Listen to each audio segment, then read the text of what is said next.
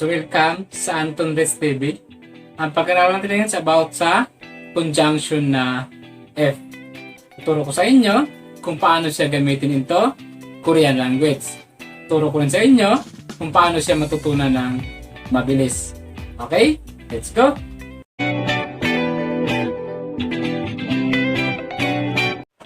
So welcome again. Ang pag-aralan natin is about sa conjunction na F. Sa Tagalog is pom. Sa Korean, myon or omyon. Ang gagawin mo lang, ilalagay mo lang siya sa verb stem. Okay? Myon, pag walang final consonant. Omyon, pag mayroong final consonant. Okay? For example, kada. Kada is to go. Verb stem, ka. Okay? Wala siyang final consonant. Kaya lagay mo is myon. Magiging kamyon. F, I go. Next example, hada. Hada is to do. Verb stem, ha. Tapos ilalagay mo si myon. Magiging hamyon. F, I do. Next example, sada. Sada is to buy. Verb stem, sa. Okay? Tapos ilalagay mo si myon. Magiging samyon. F, I buy. Next example, puda. Puda is to see. Verb stem, po. Tapos ilalagay mo si myon. Magiging pomyon. F, you see. Next example, puda. Puda is to come. Verb stem, po. Tapos lalagyan mo siya ng myon. Magiging pomyon. F, I come. Next example, mashida. Mashida is to drink. Verb stem, mashi. Tapos lalagyan mo siya ng myon. Magiging masimyon. F, you drink. Next example, juda. Juda is to give. Verb stem, chu. Tapos lalagyan mo siya ng myon. Magiging chumyon. F, I give. Next example, karotsida. Karotsida is to teach. Verb stem, karotsi. Okay? Tapos lalagyan mo siya ng myon. Magiging karotsimyon. F, I teach. Next example, chada. Chada is to sleep. Verb stem, cha.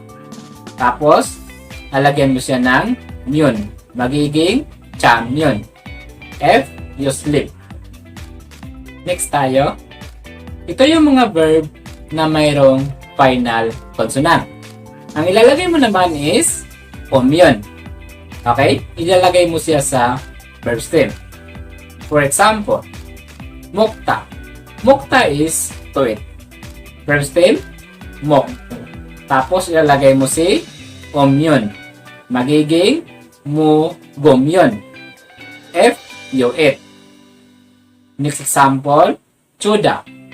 Chuda is like. Okay? Verb stem is cho. Tapos, ilalagay mo si omyon. Kasi meron siyang final consonant na H. Magiging cho omyon. F, I like. Next example, chapta. Chapta is to catch. Verb stem, chap. Tapos ilalagay mo si omyon. Magiging cha bomyon. F, I catch. Next example, palda. Palda is to sell. Verb stem, pal. Tapos ilalagay mo si omyon.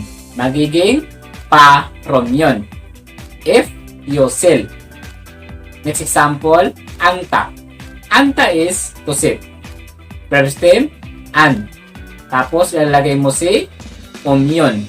Magiging an-jomyon. F, I sip. Next example, nulta. Nulta is to play. Verb stem, null. Tapos ilalagay mo si omyon. Magiging no romyon. F, I play. Next example, salda. Salda is to live. Verb stem, sal. Tapos ilalagay mo si omyon. Magiging sa romyon. If you live. Next example, ikta. Ikta is to read. Verb stem, ik. Tapos ilalagay mo si omyon. Magiging elgo myon. If you read. So ngayon, bibigyan ko kayo ng example sentence. Okay? For example, if I go to school, I can study. Yung sentence mo magiging Hakyui kamyon, 공부할수 있다. Hakyu is school. Okay? If I go, kamyon. Tapos, I can study, 공부할수 있다. Kaya yung sentence mo nagiging 학교에 가면 공부할 수 있다. Next example, if you go to med school, you can become a doctor. Yung sentence mo magiging 의대에 가면 의사가 될 수 있다. Doctor is 의사. Tapos, med school, 의대. Kamyon, if you go. Okay? Can become, will so, etta. Kaya sentence mo nagiging, uidi kamyon, uisaga, will so, etta. Next example, if you bring me a book, I will read it to you. Yung sentence mo magiging, chigol, 가져오면 엘고 쫄기. Chick is book. Tapos, 가져오면 if you bring. Okay? 엘고 쫄기 I will read. Okay? Kaya yung sentence mo nagiging chigol 가져오면 엘고 쫄기. Okay? Sana, may naintindihan kayo sa pinag-aralan natin. Kaya kung nagustuhan mo, paki-like and subscribe at i-click notification bell para update ka sa lahat ng upload ko.